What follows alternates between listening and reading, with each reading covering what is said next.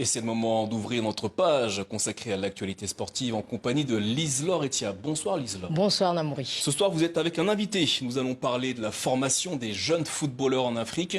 Un défi majeur pour le continent. Pour évoquer tous ces thèmes, nous recevons Aurélien Chedjou, ancien international camerounais. Aurélien Chedjou, bonsoir et merci d'être avec nous. Bonsoir. Oui, bonsoir Aurélien Chedjou. Alors les amateurs de foot vous connaissent bien. Aurélien Chedjou, tenez-vous, c'est 33 sélections avec les Lions indomptables du Cameroun. Vous avez joué en Espagne, en France, notamment à Lille. Vous avez passé 7 ans avec un titre de champion de France en 2011. Puis vous avez terminé votre carrière en Turquie. 4 ans, notamment à Galatasaray, avant de prendre votre retraite en 2022. Alors, vous avez bien préparé votre reconversion en passant des diplômes et en travaillant au Cameroun dans un syndicat de joueurs. Et puis, depuis quelques années, vous organisez un tournoi de détection des jeunes. Le prochain se tiendra à Douala, au stade de Bonamoussadi, du 8 au 13 avril prochain. Alors, certains joueurs, après leur carrière, décident de tourner la page. Pourquoi vous avez décidé d'aider les jeunes joueurs, les jeunes footballeurs? Alors après ma carrière, j'ai décidé de tendre à la main, de donner au football ce que le football m'a donné. Moi, quand j'étais jeune, quelqu'un m'a aidé un jour pour devenir pour avoir la carrière que j'ai eue. Je me suis dit quel est le domaine qui est le plus facile pour moi pour donner quelque chose déjà à la société, mais beaucoup plus au football camerounais. J'ai décidé de pouvoir organiser chaque fois, déjà d'ouvrir la chaîne du sport consulting pour pouvoir organiser des tournois et aider les jeunes à avoir la chance qu'on m'a donnée un jour.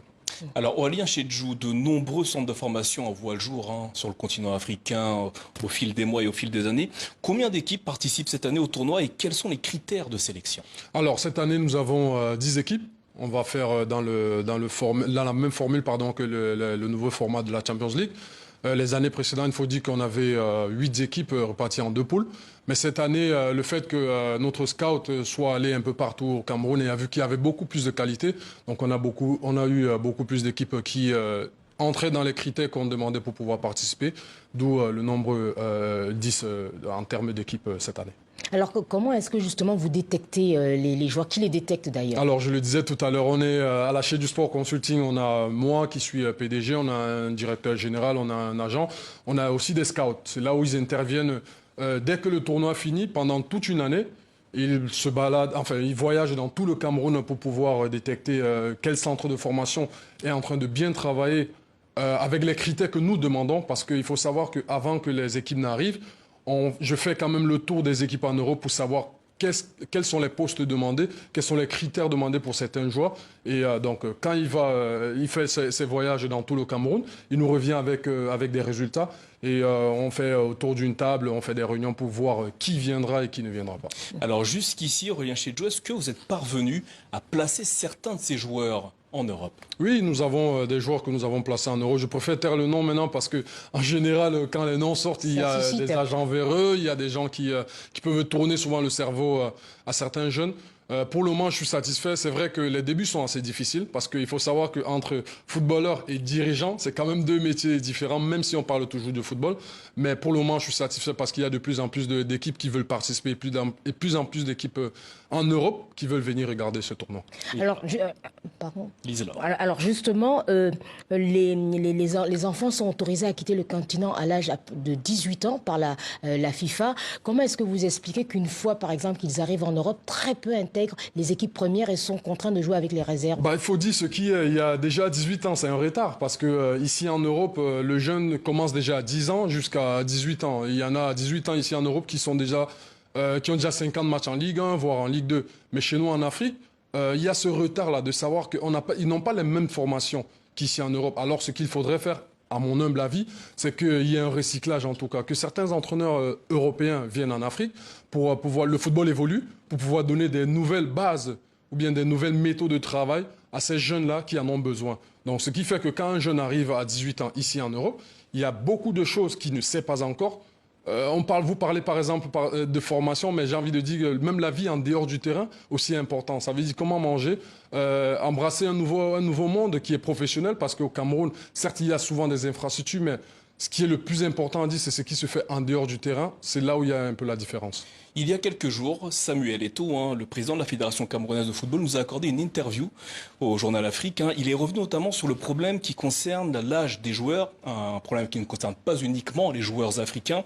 C'est aussi peut-être un problème que vous rencontrez lors de votre activité. Comment y remédier ?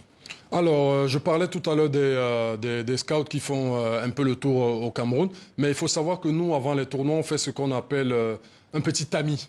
On regarde un peu la morphologie des joueurs. Et puis, on essaie de voir qui a triché ou qui aurait pu tricher. C'est vrai que c'est un problème qui est assez récurrent, que ce soit dans mon tournoi ou dans tous les tournois qui se font au Cameroun.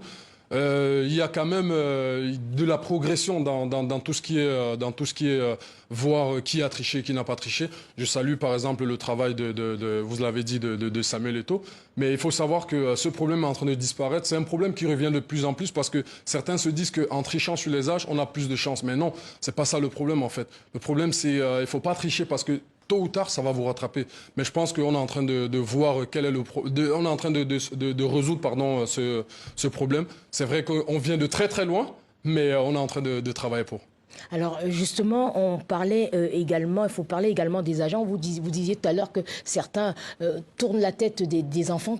Quel conseil vous donneriez aux jeunes pour éviter justement de se faire avoir par ces agents parfois véreux qui leur promettent de monts et merveilles, quoi? Au-delà des agents, c'est aussi les familles. Parce qu'aujourd'hui, il faut savoir qu'il ne faut pas avoir honte de le dire, on est un peu moins développé qu'en Europe. Donc c'est souvent, pour certaines familles, une sortie, une portée de sortie vers une meilleure vie. Donc ils sont souvent prêts à tout faire pour envoyer leurs enfants en Europe, quitte à souvent s'endetter pour envoyer certains en Europe. Alors moi, ce que je dis souvent aux parents, c'est que faut jamais accepter de donner l'argent à un agent qui vous promet l'Europe. C'est pas comme ça que vous allez réussir. Si un joueur il est bon, le club en Europe prendra en charge tout ce qu'il faut pour qu'il puisse venir en Europe. Donc c'est surtout, après je peux pas en vouloir un enfant qui croit que c'est vraiment une porte de sortie pour lui. Donc c'est un peu difficile aujourd'hui pour nous de leur donner ces conseils-là. Moi, je suis peut-être bien placé aujourd'hui parce que j'ai aussi eu ce genre d'histoire. Donc je leur donne des conseils comme je peux, d'être patient, de travailler sur le terrain. Et dès que vous avez travaillé sur le terrain, si vous êtes bon, tôt ou tard, votre chance viendra. Aurélien Chedjou, merci d'avoir répondu à nos questions. Nous vous souhaitons un bon tournoi. Et je rappelle les dates. Au stade de Bona Moussadi à Douala, ce sera du 8 au 13 avril prochain. Merci à vous. Merci à vous. Isidore, merci. À la semaine prochaine. Merci.